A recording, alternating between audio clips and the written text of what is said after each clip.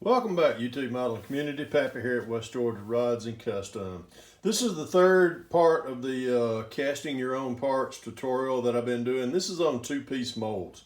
As you watched last night, you seen where I have actually started the mold. Actually, this is a tire that I've already done one mold for it, but I want to show y'all how the two-piece mold box is constructed. Not really the box, but as much as what it takes is in the area of the as far as the modeling clay, because you have to put a modeling clay down about halfway, make your fill up your voids and everything where you don't want silicone to intrude in on. Put you a pour spout, fill up your holes in here, so as far as in the tire, and fill up all the way about halfway up the tire, where you're creating one half of the mold. That's why it's called a two-piece mold.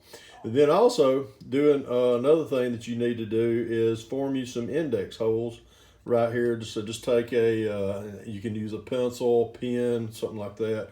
The end of a paintbrush, like what I used, to create your index holes. Because once the silicone sets 12 hours from now, it will you'll flip it over and you'll take this bottom piece off, which is actually Lexan that I use to create this. I'll just take a scraper or just a flat X-Acto blade and cut around here. I'll still retain the as far as the cardboard, or not really cardboard, but the craft board that I used. They'll stay on here, and then this will be full of resin. You'll flip it over, and then you'll pull the modeling clay out from around the edges. You'll leave the pour spout, and you'll pull the center piece, or the little plug that I formed up to the same height of the modeling clay on the edges. So all that will come out. Then we'll cover what happens in part 4. But tonight I'm gonna kind of recover what as far as the ratios, because the product that we're using is from Alumilite. This is the high strength. Let me get my thumb off of it. It's the high strength 3 silicone. You can get this at Hobby Lobby. It was normally $29.99, so I've really been stocking up on this stuff. Now they've got it down to 19 bucks for this kit. And what comes with it is some mixing cups, a little measuring tool, which I don't even use it, but I do utilize and save these cups right here for short, little small pours of resin. And it comes with, this is the silicone, which I've already pre-measured out. I did that off camera before I came on. And it comes with a catalyst, which that's this stuff right here. And it's just basically a part A, part B. Now, in my earlier tutorials where we were creating, I think, for the wheels and for the engine, I discussed earlier this type of silicone made by Alumilite is a 10-to-1 ratio. So basically 10 parts silicone to 1 part catalyst. What you need to do is, on their website for High Strength 3, they have a calculator, as far as volume calculator. You can either mix enough that measures out for the size of the box you're making, or by pounds or grams. So actually what you do is you take in their volume calculator and you just work with inches. Before I came on camera, I measured the length, the width, and the depth of this mold box. And it's basically from edge to edge and depth all the way down to the top surface of the modeling clay. And I want that silicone to come up pretty much over all the way to the top edge of the mold box.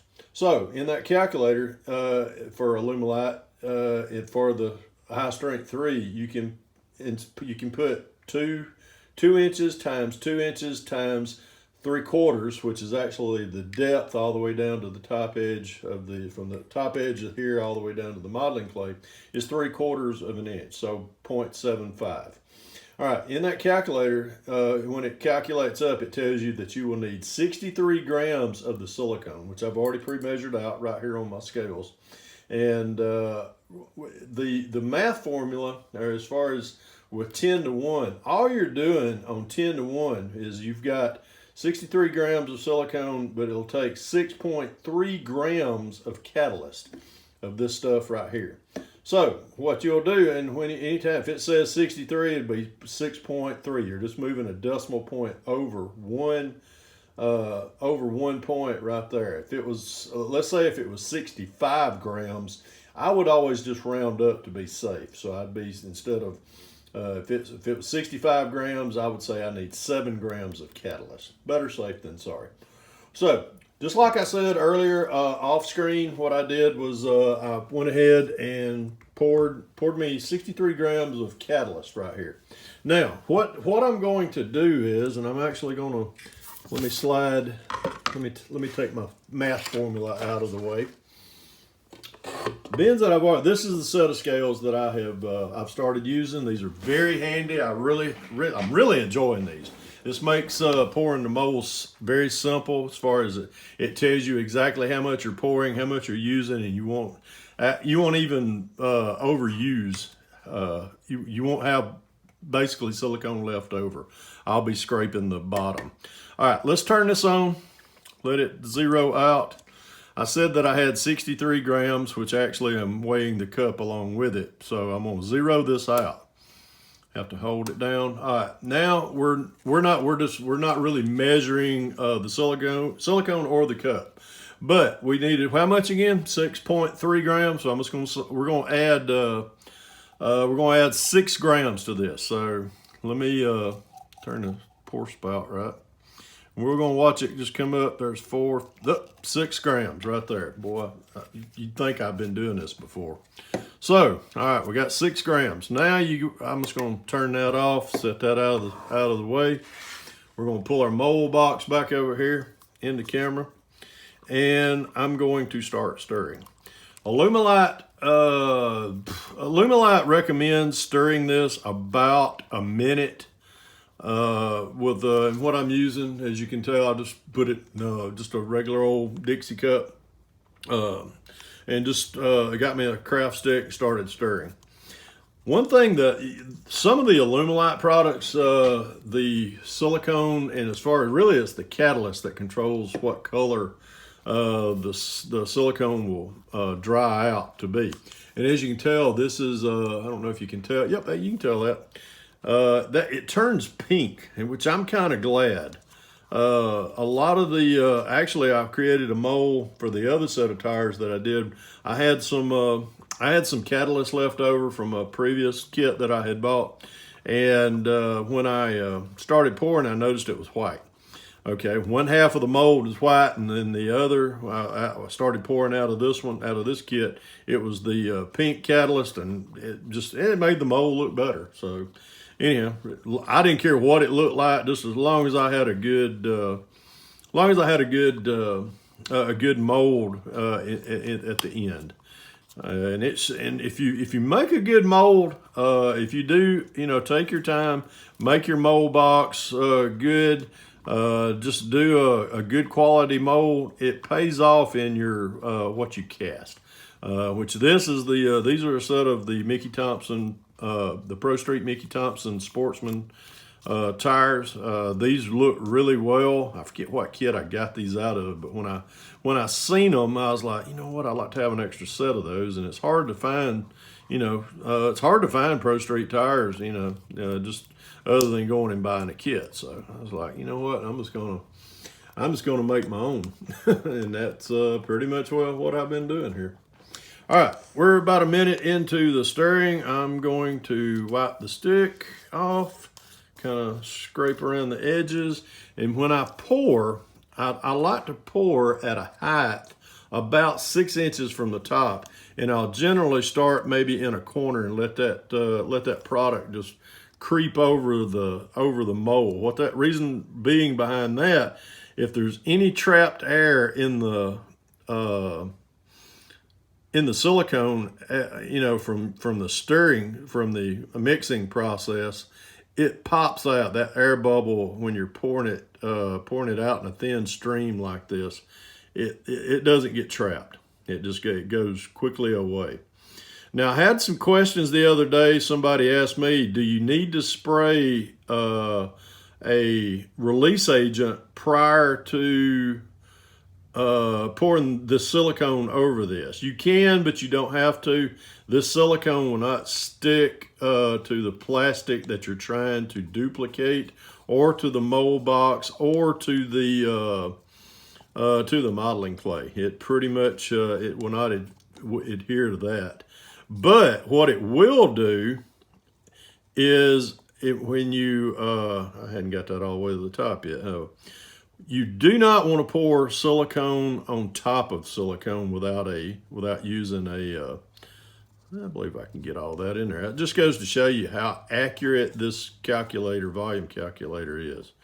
I mean, I have not yet had to throw any of this product away. And but if you pour another, like once I take the mold, flip this mold, dig the mixing, or dig the lost train of thought there, trying to get this thing to level out. One of the things that it does, silicone will stick to silicone, so that's why you need to take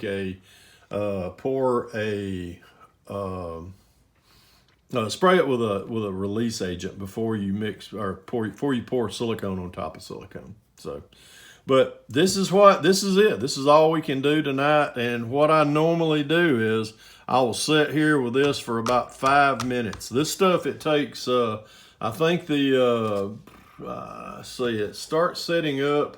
The work time is 45 minutes. So you've got once you mix it up, you got 45 minutes before it starts to kind of get tacky and start sticking, start bonding a little bit.